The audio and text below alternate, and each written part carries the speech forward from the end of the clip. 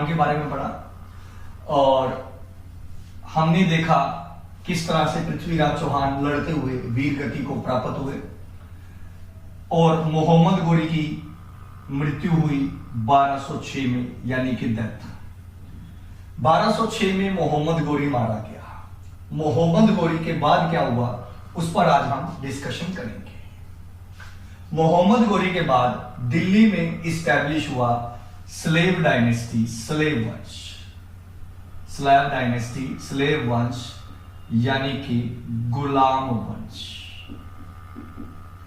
तो मोहम्मद गोरी के बाद कौन सा वंश स्थापित हुआ या इस्टेब्लिश हुआ, तो हमारा जो आंसर बनेगा वो बनेगा स्लेव यानी कि गुलाम वंश। क्लियर है? अब एग्जाम में पूछेगा गुलाम वंश कब इस्टेब्लिश हुआ? 1206 में। और कब तक रहा? 1290 तक। तो ये पूरे के पूरे गुलाम वंश का जो है टाइम पीरियड है 1206 से लेकर 1290 तक का। ठीक है, 1206 1290, 1206 1290, 2-3 बार बोलोगे याद हो जाएगा। हिस्ट्री में सिर्फ तारीख ही याद रखनी है, बाकी कहानियां तो आपके दिमाग में फिट हो जाएंगी। तो 1206 से 1290 तक का टाइम पीरियड रहा गुलाम वंश का। अब यहां पर एक प्रश्न उठेगा, एक क्वेश्चन बनेगा कि गुलाम वंश का फाउंडर कौन था। तो सबसे पहले आपको क्या पूछेगा? फाउंडर। हिंदी में बात की जाए संस्थापक। तो गुलाम वंश का फाउंडर जो था वो था कुतुबुद्दीन ऐबक। कुतुबुद्दीन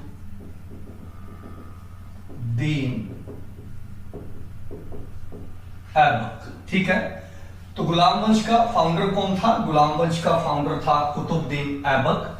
हिंदी में भी लिख देता हूं कुतुबुद्दीन ऐबक।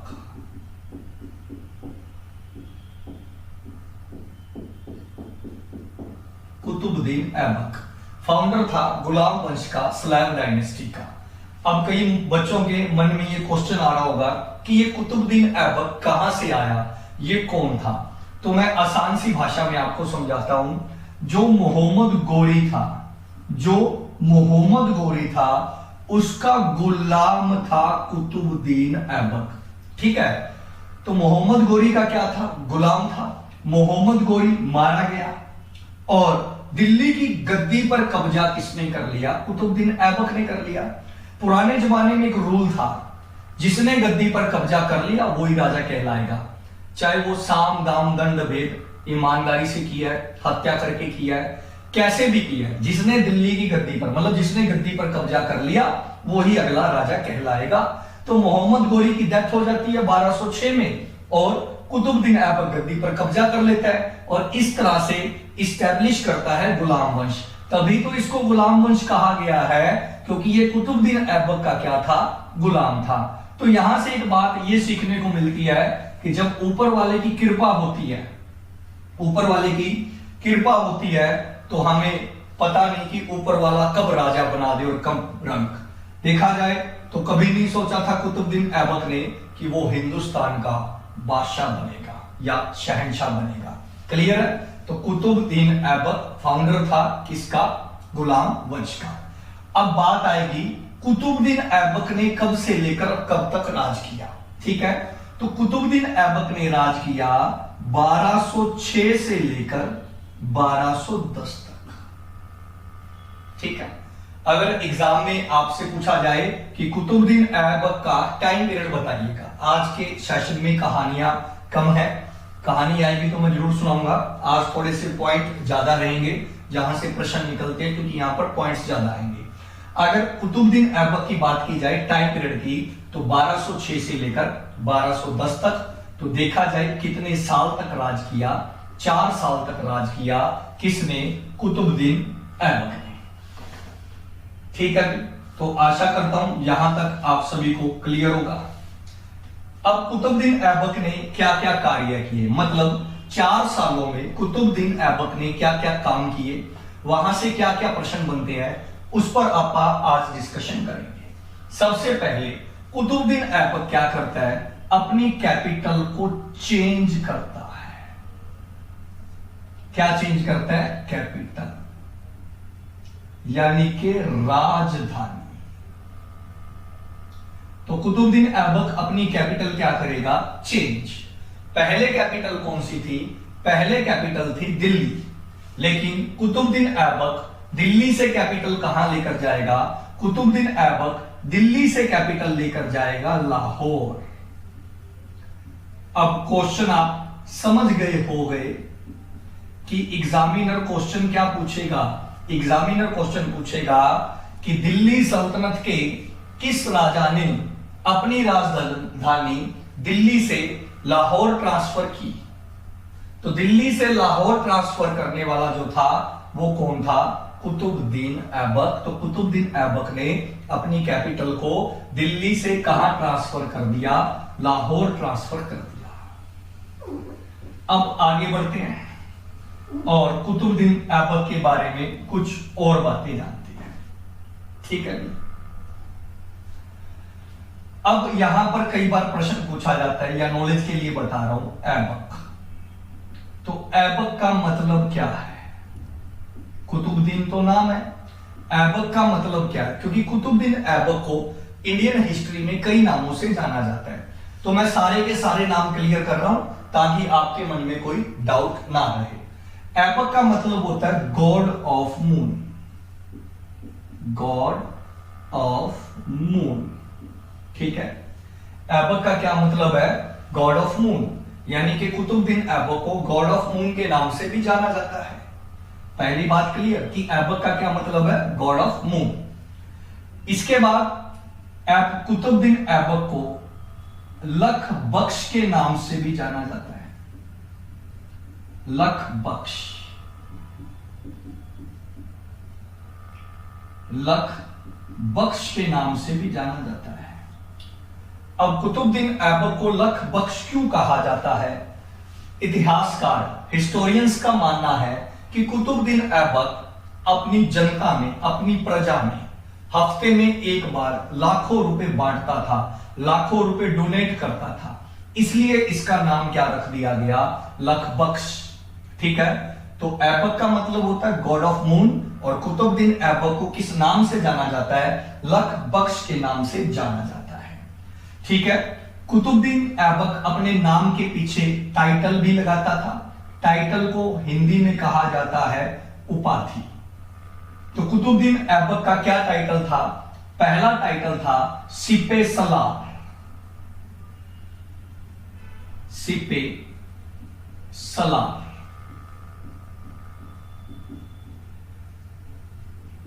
कहने का मतलब कुतुबुद्दीन ऐबक अपने नाम के आगे सुल्तान नहीं लगाता था।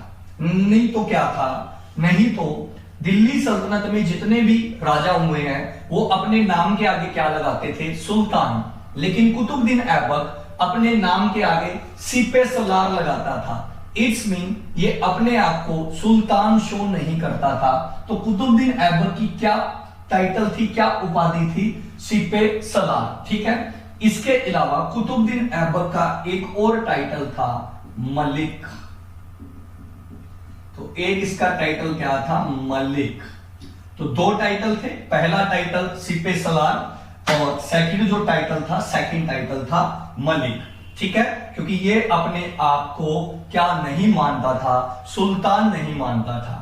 और इसीलिए याद रखना, ये कभी राजा की गद्दी पर नहीं बैठता था, क्योंकि ये अपने आप को सुल्तान नहीं मानता था। ये हमेशा सेनापति की गद्दी पर बैठता था। सिपे सलार एक प्रकार का सेनापति ही होता है।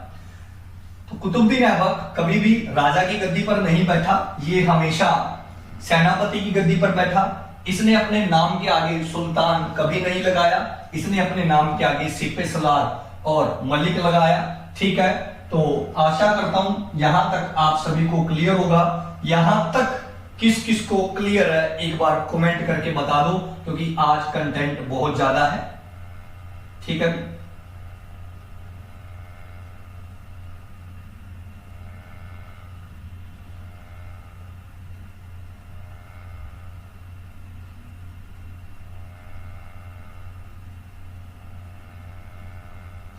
ठीक है भाई।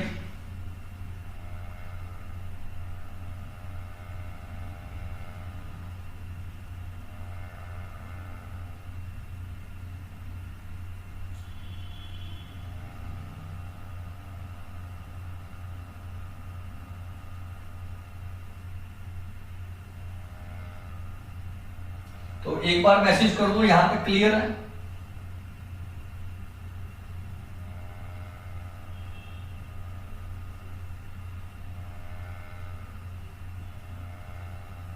ठीक है, बच्चों का मैसेज आ रहा है, क्लियर है, क्लियर है, ठीक है, क्लियर है, क्लियर है, तो सभी को क्लियर है। ठीक है, कुछ बच्चों ने मैसेज डाला हुआ है मोहम्मद बिन तुगलक, ये वो बेटा आगे आएगा। मैं आपको पूरा विश्वास दिलाता हूं, एक एक चीज कवर कर दूंगा, कुछ भी नहीं छोड़ूंगा।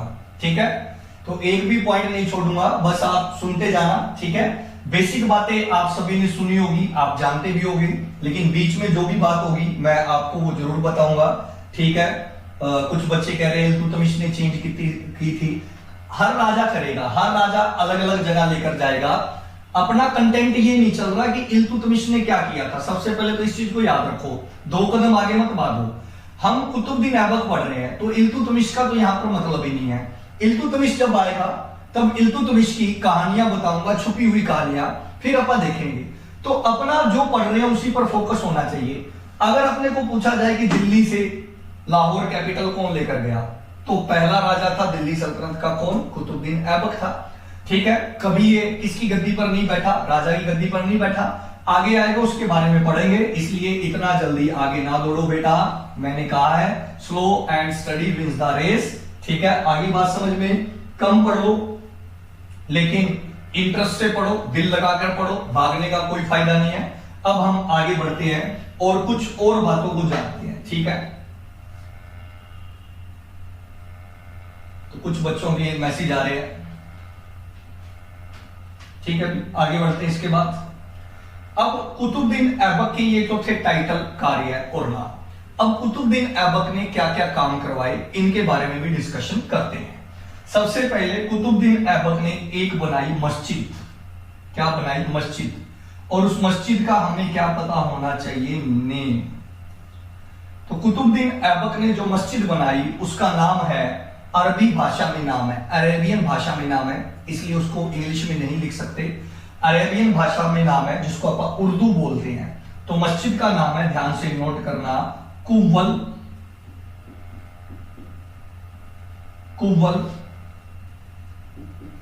उल इस्लाम मस्जिद। क्लियर? तो ये अरेबियन भाषा का शब्द है कुव्वल, तो इसको आप इंग्लिश में तो ट्रांसलेट कर ही नहीं सकते।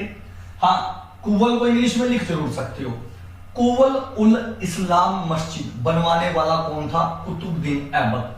अब यहां पर इंपॉर्टेंट प्रश्न ये बनता है कि ये कुतुबुद्दीन ऐबक ने कब बनवाई, और जब वो ये कब पूछता है कब बनवाई, वहां पर आपके लिए डाउट क्रिएट होगा, एक डाउट आएगा मन में, वो बताता हूं कैसे। ठीक है, तो इसने जो ये मस्जिद है वो 1194 में बनवाई थी, 1194 में, 1194 में।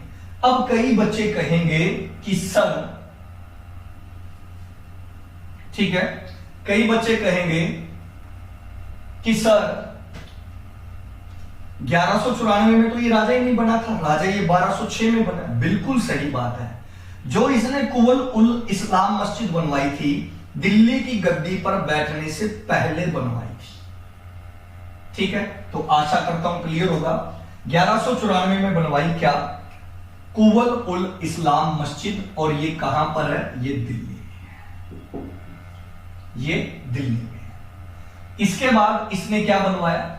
इसके बाद 1194 में ही, 1194 में ही 2.5 दिन का झोपड़ा बनवाया। 2.5 दिन का झोपड़ा। क्लियर? 2.5 दिन का झोपड़ा अजमेर में है। ये भी 1194 में बनवाया था। अब इंग्लिश में ये मत लिख देना कि 2.5 दिन का झोपड़ा, 2.5 day हट। ठीक है, तो 2.5 दिन का झोपड़ा भी जो है कुतुबुद्दीन ऐबक ने बनवाया था 1194 में, यानी कि 1194 में इसने 2 मॉन्यूमेंट्स बनवाए थे, कुवल उल इस्लाम मस्जिद दिल्ली में, और 1194 में 2.5 दिन का झोपड़ा जो कहां पर है, अजमेर में। ठीक है, तो ये इसने राजा बनने से पहले बनवाए थे। अब आगे बढ़ते हैं। और इसने क्या करवाया, और इसने कुतुब मीनार बनवाया। सभी ने सुना होगा कुतुब मीनार।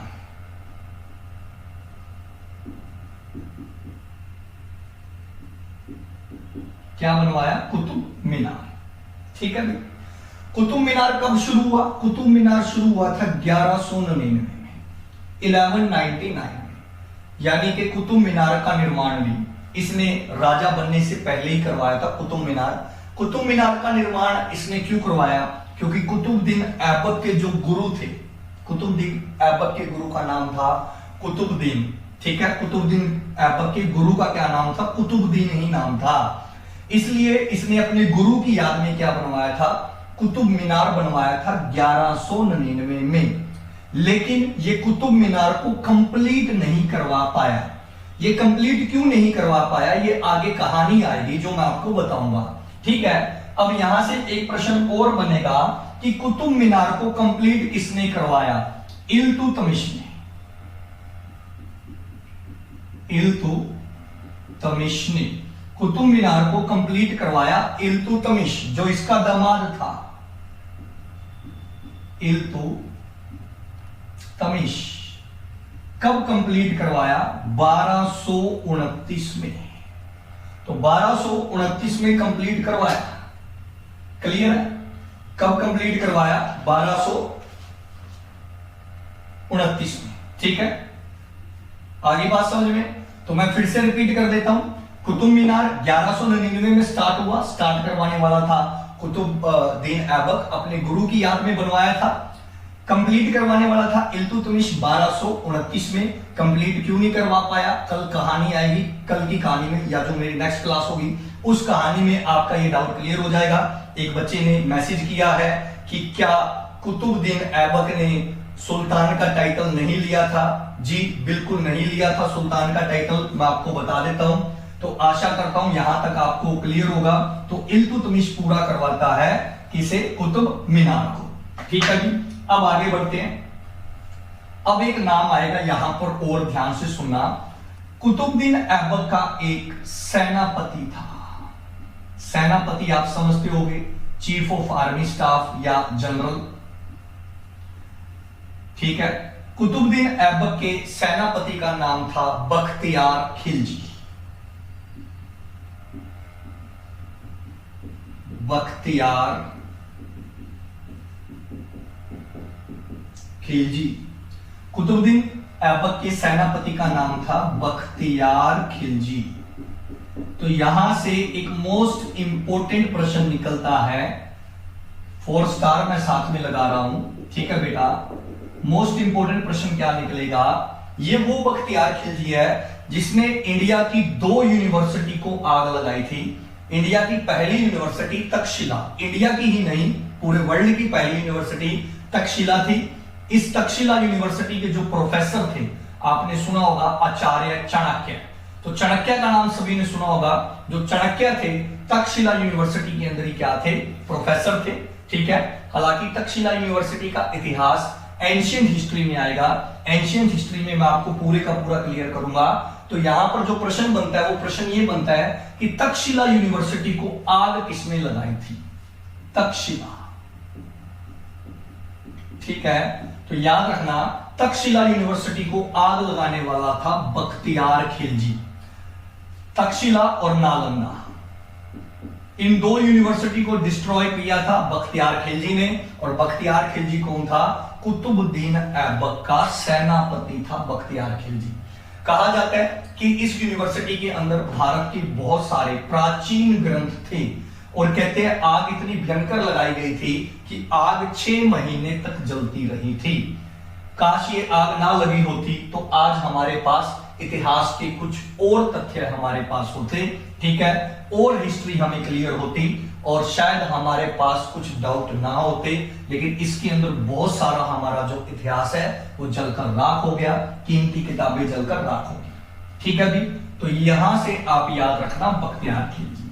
तो लगभग लगभग कुतुबुद्दीन ऐबक के यही प्रश्न बनते हैं। हाँ, आगे कुछ राजा आएंगे जिन्हें हमें और ज्यादा गहराई में पढ़ना पड़ेगा, ठीक है। अब बात आती है कुतुबुद्दीन ऐबक की डेथ की, मृत्यु की। डेथ से एक प्रश्न निकलता है, कुतुबुद्दीन ऐबक की डेथ कब हुई? 1210 में हुई। कहां पर हुई? लाहौर में। 1210 में लाहौर में डेथ होती है कुतुबुद्दीन ऐबक की। डेथ कैसे हुई?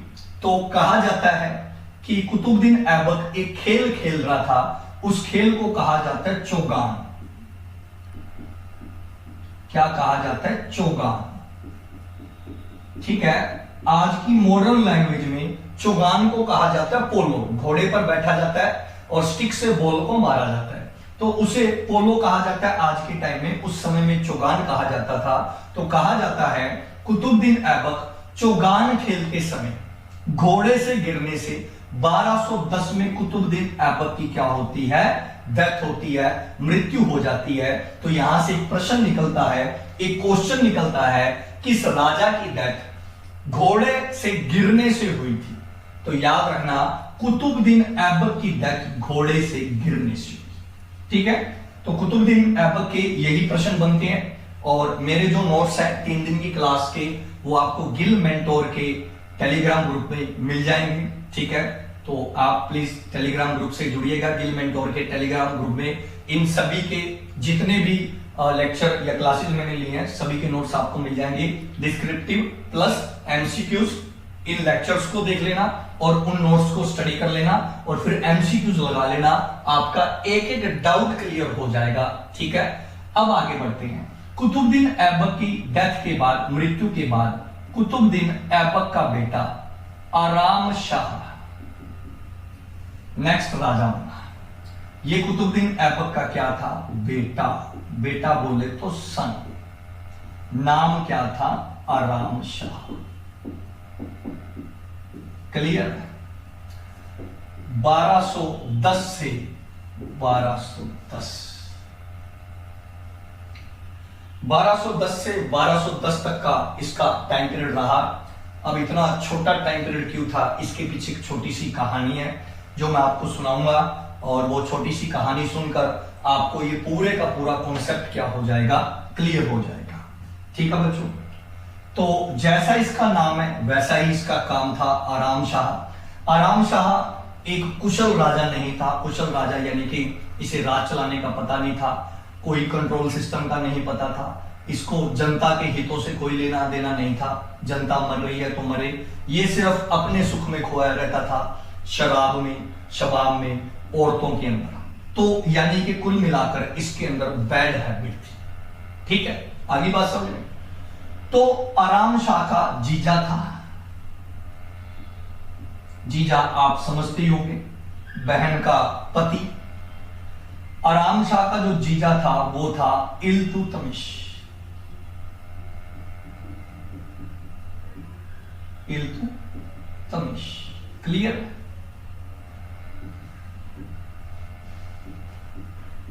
आराम शाह का जीजा कौन था? आराम शाह का जीजा था इल्तुतमिश, यानी कि इल्तुतमिश किसका दामाद था? कुतुबुद्दीन ऐबक का दामाद था। इल्तुतमिश गवर्नर था। इल्तुतमिश क्या था? गवर्नर। कहां का गवर्नर? यह प्रश्न कई बार पूछा जा चुका है। यह प्रश्न कई बार पूछा जा चुका है, ठीक है। तो 2 मिनट बच्चों वेट।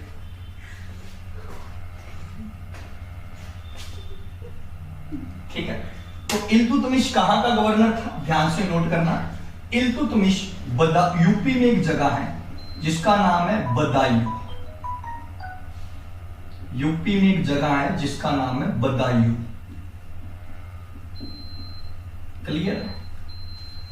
तो इल्तुतमिश कहां का गवर्नर था? बदायूं का गवर्नर था। कहने का मतलब जीजा गवर्नर था, साला राजा था। साला कहां का राजा था? रिश्तों में पढ़ा देता हूं, हिस्ट्री अच्छे से समझ में आएगी। साला कहां का राजा था? साला जो है वो दिल्ली का राजा था। जीजा गवर्नर था। कहां का गवर्नर था? बदायूं का गवर्नर था, यूपी का। अब गवर्नर छोटा होता है, राजा बड़ा होता है। तो कुल मिलाकर सारे का सारा काम इल्तुतमिश करता था। ये तो एक रबर स्टैंप थी, ये अपनी ऐश प्रस्ती में लगा रहता था, खाया पिया ऐश की। अब भी इल्तुतमिश एक बात कही, कहता है यार सारा काम मैं करता हूं, सारा राज मैं संभालता हूं, मैं फिर भी गवर्नर हूं, ये कुछ नहीं करता, ये सारा दिन अपनी मौज मस्ती करता है, ये फिर भी राजा है। भी कहने का मतलब अपने पंजाबी से कहावत है ना कि खान पीन नू बांदरी ते डंडे खान नू रिच। इल्तुतमिश कहता यार ये क्या बात हुई, मैं जब सारा काम संभालता हूं तो राजा भी मेरे को होना चाहिए ना। तो किसी ने इल्तुतमिश को उंगल लगा दी, ऐ कर इन्हू चक दे, इसको मार दे। तो इल्तुतमिश मौके का फायदा उठाकर आराम शाह की हत्या कर देता है। क्लियर है? आराम शाह की क्या कर देता है? हत्या। मैंने आपको बताया ना कि सीधा सा रूल था, जिसने गद्दी पर कब्जा कर लिया वो ही क्या बनेगा? वो ही राजा बनेगा। और इस प्रकार गुलाम वंश का तीसरा राजा बना इल्तुतमिश। इल्तुतमिश काफी लंबा है, काफी गहराई में है। इल्तुतमिश और रजिया सुल्तान से बहुत ज्यादा कहानियां जुड़ी हैं। तो ये आधा आज कंप्लीट होगा, आधा नेक्स्ट क्लास में कंप्लीट होगा। ठीक है, ये मैं आपको पहले बता दूं।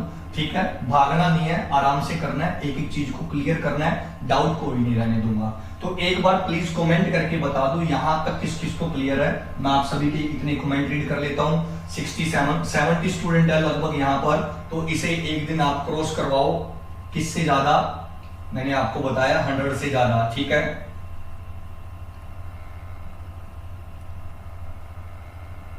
ठीक है, तो एक बार आप बता दो यहां तक क्लियर है।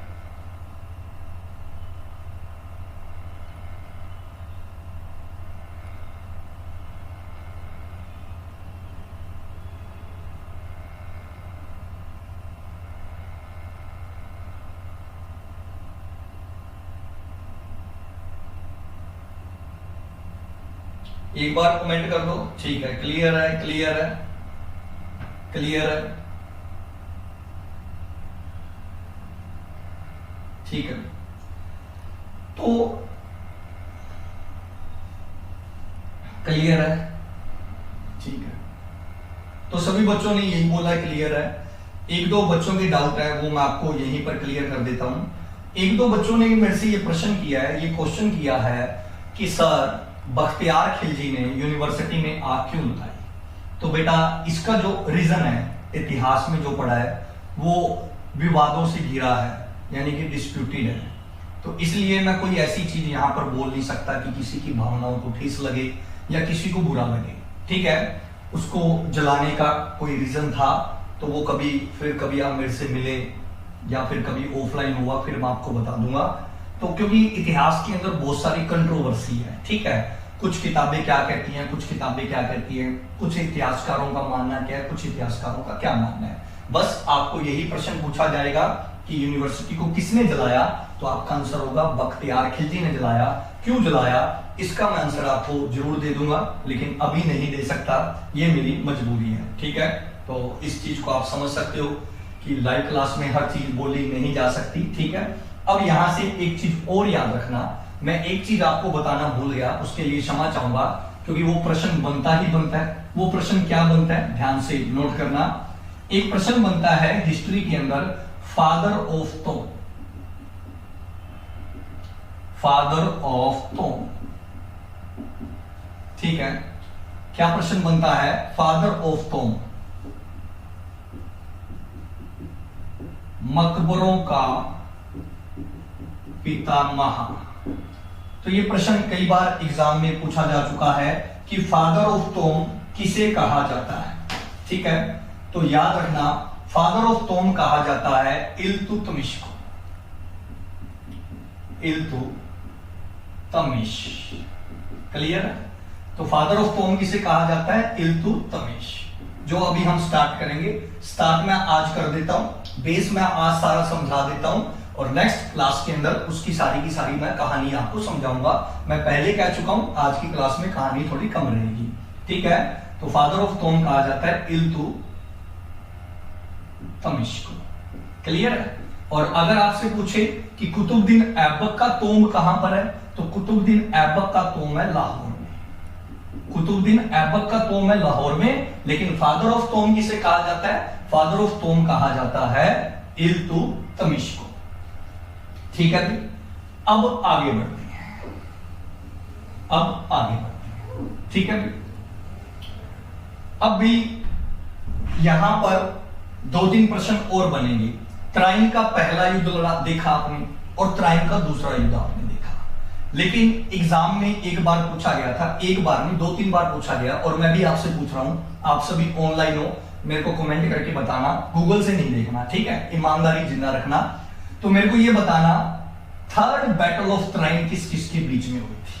क्योंकि इतिहास में हम पहले भी पढ़ लेते हैं, दूसरे भी पढ़ लेते हैं, लेकिन अगर आपको क्वेश्चन आ जाए कि त्राइन की तीसरी लड़ाई किस किस के बीच में हुई, तो कमेंट करके बताओ।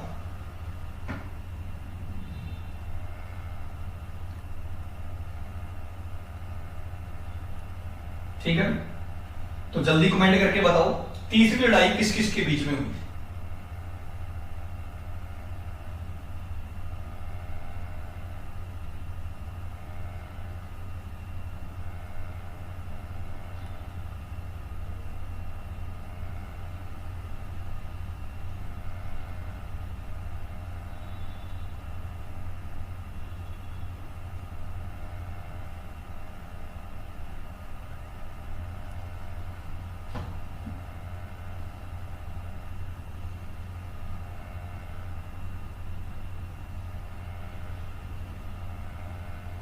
तो बच्चों के मैसेज आ नहीं रहे इतने, मैं देखता हूं 2-3 बच्चों ने सही जवाब दिया है, ठीक है जी, ऑप्शन सर, ठीक है। तो मैं आपको क्लियर कर दूं, ठीक है, ऑप्शन नहीं, ऐसी हिस्ट्री पढ़ो, ऑप्शन की जरूरत ही ना पड़े, दिमाग में फिट हो जाए, ठीक है। आज मैं लड़ाई आपको बता देता हूं, आज मैं सारी बेसिक चीजें बता देता हूं, और इन बेसिक चीजों की जो कहानियां हैं वो नेक्स्ट लेक्चर में क्लियर करूंगा कि ये लड़ाइयां क्यों हुई थी। 2-3 बच्चों ने सही जवाब दिया है, तो बहुत अच्छा लगा, वेरी गुड, ठीक है। तो याद रखना, जो थर्ड बैटल ऑफ त्राइन है वो 1215 में हुई थी। कब हुई थी? 1215 में, इल्तुतमिश और अल-दोज के बीच। अल-दोज, इल्तुतमिश और किसके बीच में हुई थी? अल-दोज के बीच में हुई थी।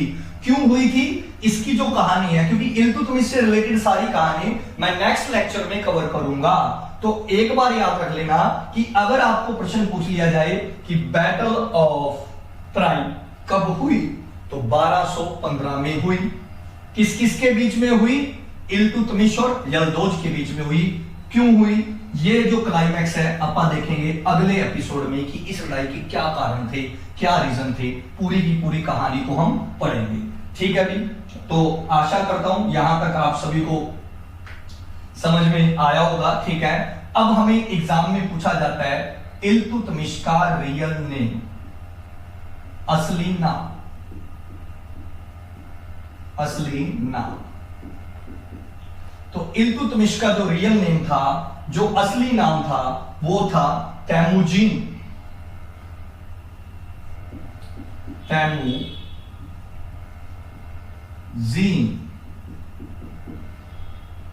ठीक है। इल्तुतमिश का रियल नेम क्या था? तैमुजीन। इल्तुतमिश का जो रियल नेम था, ठीक है, वो क्या था बेटा? तैमुजीन जो था, इसका रियल नेम था। अब इल्तुतमिश एक नई प्लानिंग लेकर आएगा। याद रखना, दिल्ली सल्तनत का सबसे क्लेवर, सबसे चालाक राजा था इल्तुतमिश। सबसे क्या था? चालाक राजा इल्तुतमिश। इसे चालाक राजा क्यों कहा जाता है? तो छोटी सी कहानी सुनो, आपको क्लियर होगा, क्योंकि इल्तुतमिश की कहानियां बहुत ज्यादा हैं, बहुत लंबी कहानियां हैं, इसलिए मैंने उनके एपिसोड से बनाए हुए हैं, ठीक है, ताकि बेस कवर हो जाए और उसके बाद आपको कहानी सुनने में मजा आए और कहानी आपके दिमाग में फिट हो जाए। चालाक क्यों कहा जाता है? क्योंकि दिल्ली के अंदर एक सिस्टम था, जो पावर थी वो सेंट्रलाइज्ड थी। पावर सेंट्रलाइज्ड का मतलब सारी की सारी शक्तियां राजा के पास थी। इसलिए दिल्ली में क्या होता था, सभी के सभी जो गद्दार थे वो राजा को मारने की कोशिश करते थे, और वो राजा को मारकर गद्दी पर बैठ जाते थे, और सारी शक्तियां जो है उसके हाथ में आ जाती थी। आपने देखा होगा। तो इल्तुतमिश को यह लगा कि हो सकता है कि कोई मेरी भी हत्या कर दे और मेरे को मारकर गद्दी पर बैठ जाए। इसलिए इल्तुतमिश ने क्या किया, जो पावर सेंट्रलाइज पावर थी उनको अलग अलग पावर में बांट दिया। तो अलग अलग पावर में कैसे बांटा? इल्तुतमिश ने अलग अलग डिपार्टमेंट बना दिए। अलग अलग क्या बना दिए? डिपार्टमेंट। इसलिए इसको बड़ा क्लेवर राजा कहा जाता है, क्लेवर किंग कहा जाता है। क्लियर है? ठीक है। तो इल्तुतमिश ने, अब प्रश्न आएगा कि किस दिल्ली सल्तनत के राजा ने अलग अलग कार्यों के लिए, अलग अलग कामों के लिए अलग अलग डिपार्टमेंट बनवाए थे? तो नाम क्या था? इल्तुतमिश। ताकि राजा के मरने के बाद भी शक्तियां बटी रहे, ताकि कोई कोशिश ना करे राजा को मारने की। और इसने क्या किया? इसने एक सिस्टम और अपनाया इल्तुतमिश ने, वो भी ध्यान रखना। ठीक है, वो सिस्टम क्या अपनाएगा? इस चीज को ध्यान से सुनना। इल्तुतमिश एक ग्रुप बनाएगा। एक क्या बनाएगा? ग्रुप। और उस ग्रुप को नाम दिया गया Chalisa. Most most most important Chalisa. Group बोल दो या क्या बोल दो, टीम बोल दो, ये 40 लोगों की एक टीम थी। 40 लोगों की एक क्या थी? टीम, जिसे बोला गया चालीसा। एग्जाम में 2 प्रश्न आते हैं, चालीसा किसने बनाया? इल्तुतमिश। और दूसरा प्रश्न आएगा, चालीसा किसने खत्म किया? ठीक है, तो जब भी प्रश्न आ जाए चालीसा बनाया किसने, इल्तुतमिश ने बनाया। और अगर प्रश्न आए चालीसा खत्म किसने किया, चालीसा बलवन ने खत्म किया। ये बलवन कौन था? ये आगे आएगा और हम इसको पूरा डिटेल में पढ़ेंगे, बलवन। ठीक है, तो अभी जो आज के लेक्चर में हम एक तरह से क्वेश्चंस को कवर कर रहे हैं, क्या क्या क्वेश्चंस निकलते हैं। तो चालीसा को बनाने वाला कौन था? इल्तुतमिश। और खत्म करने वाला कौन था? बलवन। अब ये चालीसा क्या था, इसका क्या काम था, इस पर हम डिस्कशन करते हैं। चालीसा का एक और नाम है तुर्कान ए चिलगानी। ये अरेबियन भाषा में है, इसलिए इसको इंग्लिश में नहीं लिख सकते। क्लियर? तुर्कान ए चहलगानी। ठीक है, चालीसा को किस नाम से जाना जाता है? चालीसा को तुर्कान ए चहलगानी के नाम से भी जाना जाता है। चालीसा को बनाने वाला बलवन, खत्म करने वाला, सॉरी, चालीसा को बनाने वाला इल्तुतमिश और खत्म करने वाला कौन था? बलवन। क्लियर है? अब ये चालीसा क्या था?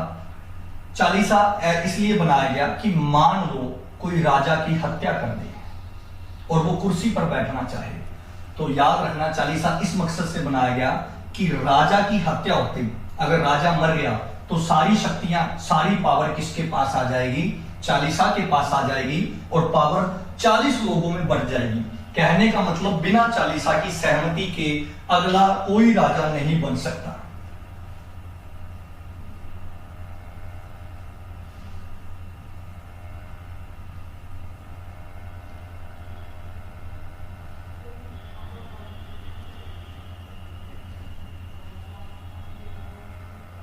ठीक है, यहां पर वरिंदर जोशी जी मैसेज कर रहे हैं, ठीक है, कि जॉब में, सरकारी नौकरी में हिस्ट्री का कोई रोल नहीं है। तो बेटा मत पढ़ो, रोल नहीं है। सरकारी नौकरी अगर पहुंचनी है तो हिस्ट्री पढ़नी पड़ेगी। रोल तो सरकारी नौकरी में रीजनिंग का भी नहीं है, ठीक है, रोल तो मैथ का भी नहीं है। मेरे को आप बता दो कि कहां पर आपकी जिंदगी में काम आएगा। Sine sine theta theta cos cos, math का भी नहीं है। अब जो सिलेबस पढ़ाया वो तो आप बनाया, वो तो आपको पढ़ना पड़ेगा ना। अगर आपका दिल नहीं करता पढ़ने का तो आप मत पढ़िए, ठीक है ना।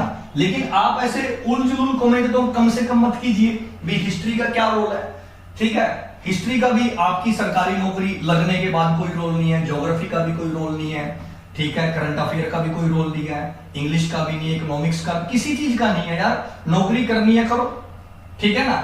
अब एक फौजी है जो आर्मी में भर्ती होता है, उसने बॉर्डर पे खड़ा होना है, फायरिंग करनी है सामने से, ठीक है ना।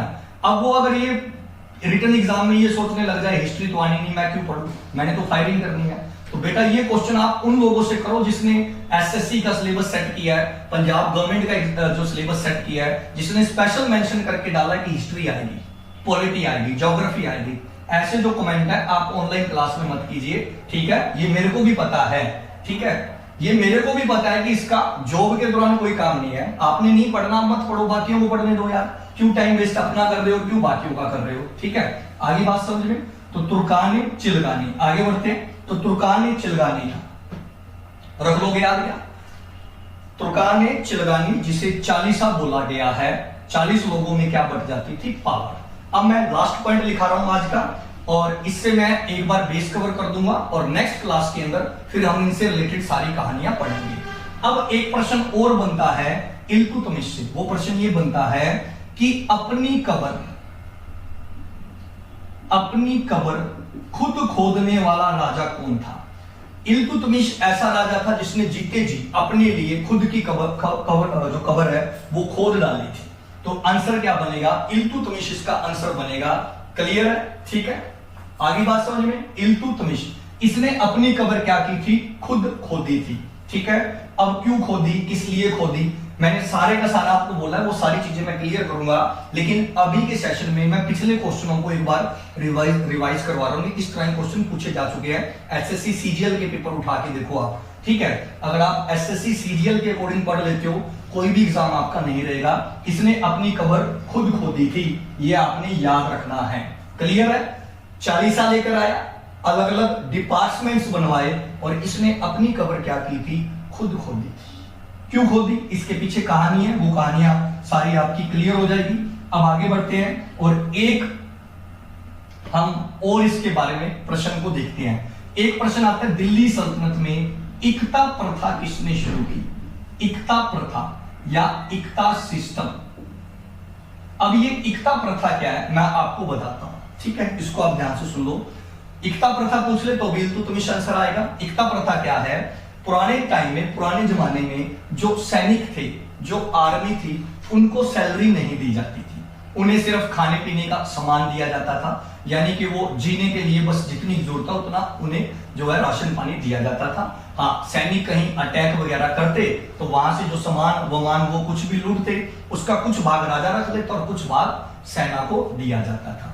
तो इक्ता प्रथा आप ये कह सकते हो कि इसने जो है आर्मी की सैलरी शुरू कर दी थी, तनख्वाह शुरू कर दी थी, और उसे ही क्या बोला गया है? उसे ही बोला गया है इक्ता प्रथा। क्लियर है? अगर आपसे पूछे कि इक्ता प्रथा किसने शुरू किया तो इल्तुतमिश ने शुरू किया। ठीक है बेटा, तो आज के सेशन में इतना ही रहेगा। क्लास थोड़ी छोटी रही है।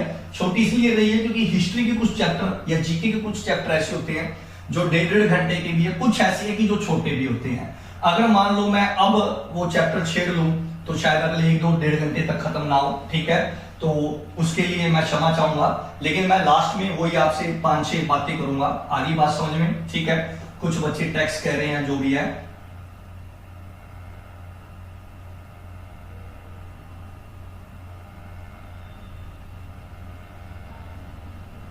ठीक है, तो इक्ता प्रथा की हम बात कर रहे थे, जो भी सिस्टम है। देखो बेटा, एक चीज और, हमारा दिल आपको पढ़ाने को करता है और आपका दिल पढ़ने को करता है, तभी आप ऑनलाइन होते हो, क्योंकि फ्री आप भी नहीं हो, फ्री हम भी नहीं है। तो प्लीज ऐसे कमेंट ना किया करो जिनका कोई मकसद ना हो, कोई मतलब ना हो। ठीक है, जिंदगी में बहुत सारी ऐसी चीजें जो काम नहीं आती और फिर भी हम करते हैं। ठीक है, आगे बात समझ में। व्हाट्सएप पर हम बैठ के घंटों घंटों किसी से चैटिंग करते हैं, बातें करते हैं, क्या वो जिंदगी में काम आता है? हम वेले बैठे अपना टाइम बर्बाद कर रहे हैं, क्या जिंदगी में काम आता है? हमारा मकसद एक ही होना चाहिए, हमने एग्जाम क्रैक करना, नौकरी लेनी है यार, बात खत्म। और उस एग्जाम में क्या क्या आ रहा है? हिस्ट्री आ रही है, पॉलिटी आ रही है, ज्योग्राफी आ रही है, मैथ आ रहा है, रीजनिंग आ रहा है, इंग्लिश आ रहा है, वो हमारे माइंड के अंदर फिट होना चाहिए। बात खत्म। जबान पर रट्टे लगे होने चाहिए, एक एक चीज हमें याद होनी चाहिए। ठीक है ना? एक एक देश की पार्लियामेंट होनी चाहिए कि सोजिम जो है वो पोलैंड की पार्लियामेंट है, डाइक जो है वो जापान की पार्लियामेंट है, ड्यूमा जो है वो रशिया की पार्लियामेंट है, मजलिस जो है वो ईरान की पार्लियामेंट है। ठीक है, नेसेट जो है वो अपने इजराइल की पार्लियामेंट है, राष्ट्रीय पंचायत नेपाल की पार्लियामेंट है।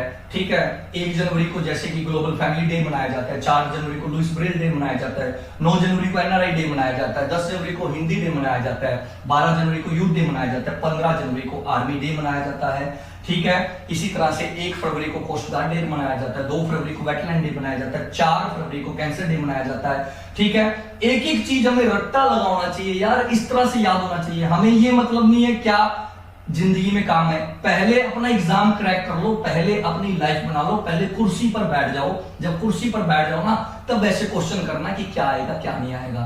एक एक नंबर के लिए तो हम तरस रहे हैं यार, फिर हम क्वेश्चन उठा रहे हैं कि इसका लाइफ में फायदा क्या है। बहुत सारी ऐसी चीजें हैं। ठीक है, जब आप 10th में पढ़ते थे, जब आप +2 में पढ़ते थे, 10th में पढ़ते थे, प्लस 2 में पढ़ते थे, तब आपने क्वेश्चन किया कि जो आप हमें सिखा रहे हो 2 की स्क्वायर, 3 की स्क्वायर, 4 की स्क्वायर, इसका लाइफ में काम क्या है? ठीक है, होम साइंस सिखाई, उसका लाइफ में काम क्या है? सोशियोलॉजी सिखाया, काम क्या है? बहुत सारी ऐसी चीजें स्टडी में हमें भी पता जो काम नहीं आती, लेकिन मजबूरी है। ठीक है, इससे ग्रुप वालों को भी अच्छा नहीं लगता, मेरे को भी अच्छा नहीं लगता। आपका कोई डाउट है, कुछ भी है, वो आप क्लियर कर सकते हो। और याद रखना, मैं जो भी कंटेंट लेकर आता हूं वो एनसीईआरटी के अकॉर्डिंग लेकर आता हूं, मैंने मेरी तरफ से कुछ नहीं बनाया। हो सकता है आपके फिर भी कोई डाउट हो जाए तो मैं क्लियर करने की पूरी कोशिश करूंगा, क्योंकि शक्तिमान मैं भी नहीं हूं, याद रखना, मैं भी आपकी तरह एक इंसान हूं और बस मैं प्रयास कर रहा हूं। मैंने कल भी बताया था कि मेरे को जीके का 1% भी नहीं आता, सिर्फ मैं कोशिश कर रहा हूं। ठीक है, अगर आपको अच्छा लगता है मेरे साथ मेरी क्लास लगाना तो आप प्लीज दिल खोल के लगा सकते हो, नहीं अच्छा लगता तो यार कोई बात नहीं है, ठीक है, कोई दिक्कत नहीं है, जैसा चल रहा है वैसा चल रहा है। मैं सिंपल सा आदमी हूं, जो कहना मुंह पर कह देता हूं। तो आज के इस सेशन में इतना ही, और हम नेक्स्ट सेशन में मिलेंगे बहुत जल्द। आज सेशन 50 मिनट का ही रह पाया, क्योंकि कंटेंट इतना ही बनता है इस सेशन के अकॉर्डिंग, इस क्लास के अकॉर्डिंग। नेक्स्ट क्लास लंबी रहेगी, क्योंकि उसमें लंबी लंबी कहानियां है और